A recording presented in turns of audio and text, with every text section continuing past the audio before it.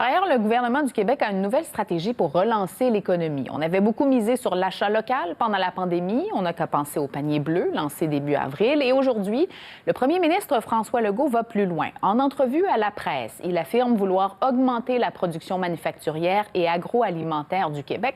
Il veut même que les produits faits ici remplacent de plus en plus ceux qui sont importés. On va en parler avec Geneviève Dufour, professeure et co-directrice du programme en droit international et politique internationale à l'Université de Sherbrooke. Merci d'être là, Madame Dufour. Ça me fait plaisir. Il y a des règles claires qui encadrent le commerce international, vous les connaissez bien. Est-ce que le premier ministre avait le droit de faire une sortie comme celle-là ce matin? Je vous dirais que c'était probablement très légitime. C'est légitime qu'un gouvernement, qu'un chef de gouvernement veuille assurer le plein emploi, surtout après une crise ou pendant une crise. C'est normal qu'il cherche la prospérité. C'est normal même qu'il cherche à ce qu'on devienne de plus en plus autosuffisant avec ce qu'on a vécu. Toutefois, vous l'avez dit, il y a des règles. Les règles du droit international économique qui proviennent soit des accords de libre-échange ou des accords de l'OMC demeurent applicables. Et là, franchement, avec les déclaration de M. Legault de ce matin, pour moi, il y a des drapeaux rouges qui doivent être levés très rapidement. M. Legault décrit ses intentions comme du nationalisme économique. En quoi c'est différent du protectionnisme, ça? Bien, le nationalisme économique est un courant qui implique nécessairement une certaine forme de protectionnisme. Parce que ce qu'on veut dans le nationalisme économique, c'est un peu plus d'interventionnisme gouvernemental pour assurer une certaine autarcie. Et pour assurer une certaine autarcie, il faut diminuer la concurrence étrangère. Et donc, nécessairement, on a besoin d'être un peu plus protectionniste. Ouais. Mais il y a tout un courant en ce moment là, qui est mondial. On a les gagnants du protectionniste au sud du pays, mais franchement, il y a un mouvement un peu partout. Oui. Bon, M. Legault dit l'objectif étant de réduire le déficit commercial. Si on ne peut pas exporter plus, justement parce qu'il y a monté du protectionnisme américain, entre autres, il va falloir réduire les importations. Alors, ça, c'est du protectionnisme si on freine l'entrée de produits étrangers chez nous, n'est-ce pas? Oui, tout à fait.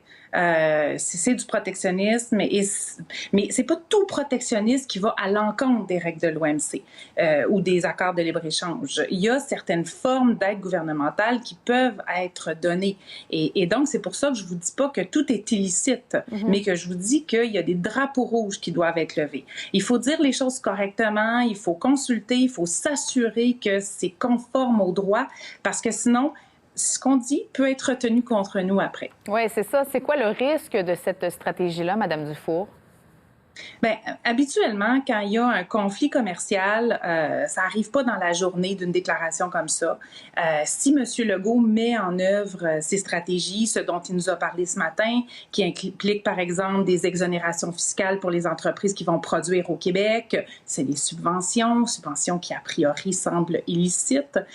S'il met d'autres types de mesures en œuvre, par exemple, imposer à ses ministres, à ses ministères, ses organismes publics d'acheter local et de ne plus respecter les accords sur les marchés publics, bien là, on pourrait craindre que dans quelques mois, voire dans quelques années, voire même quand le gouvernement Legault sera plus au pouvoir, qu'il y ait des conflits commerciaux qui fassent en sorte que le Québec, le Canada, va être mis en cause et les déclarations du premier ministre pourront être utilisées pour essayer d'aller chercher finalement les motivations sincères derrière des mesures.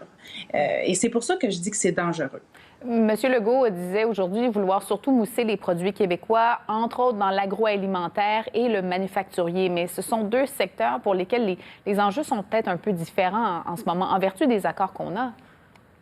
Les enjeux sont différents et les règles sont différentes aussi. Par exemple, en matière agroalimentaire, on sait que M. Legault, ce qu'il veut, c'est augmenter notre autosuffisance. N'importe quel pays peut se défendre de vouloir être autosuffisant afin d'assurer sa propre sécurité. Par ailleurs, il le fait de manière très intelligente, en donnant, entre autres, des tarifs préférentiels sur l'hydroélectricité pour que l'agriculture se transforme de plus en plus en agriculture de serre et pour qu'on puisse devenir finalement autosuffisant tout au long de l'année. Et ça, c'est pas mauvais et c'est pas contre les règles du commerce international parce qu'ici, on veut surtout faire en sorte qu'on ait une agroalimentation qui soit plus écologique. Parce que ce qu'on sait, c'est que les subventions hydroélectriques font en sorte qu'il y a bien des agriculteurs qui vont laisser aller, par exemple, l'huile, le mazout, des énergies fossiles qui sont dommageables pour l'environnement. Donc, c'est pas un problème. En matière agroalimentaire, moi, je vois pas ça comme un problème. Quand toutefois, on se met à dire que on va tout produire au Québec, on n'aura plus besoin d'acheter en Chine, qu'on va même financer les entreprises qui vont promettre de produire au Québec, là, encore une fois, on est dans des subventions qui apparaissent a priori illicites parce qu'elles sont subordonnées à la production avec des produits locaux. Mais il y a quand même moyen, en vertu de la loi, il y a des façons là, qu'on peut utiliser pour créer de l'emploi au Québec, développer la production locale tout en respectant le droit international. Qu'est-ce qu'on pourrait faire? Il y a plein de façons. On vient d'en nommer une, l'environnement.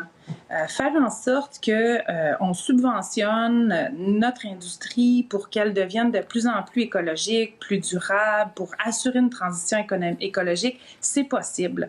Et ça, franchement, on n'est pas les gagnants en la matière. Il y a plusieurs États aux États-Unis, là, le Maine, l'État de New York, tout près de chez nous, qui ont tout compris ça. Par exemple, M. Legault parlait des achats de ses ministères, des organismes publics qui n'étaient pas suffisamment local, bien, il y a moyen de faire une transition écologique. Donc, en imposant des conditions pour favoriser les produits d'ici, je comprends votre message. On va poursuivre la discussion sûrement à l'automne quand on aura des détails sur cette stratégie. Merci beaucoup d'avoir été là, Mme Dufour. Ça me fait plaisir. Bonne soirée.